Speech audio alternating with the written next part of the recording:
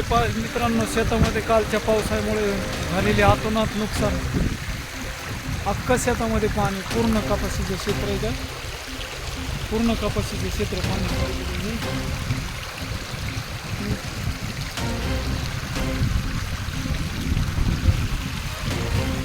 कपाशीचे क्षेत्र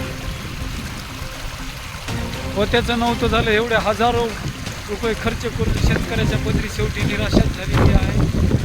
शासन तरी काय देणार आहे? शेवटी बियाणाचाही खर्च निघणार नाही. एवढी बिकट दयनीय परिस्थिती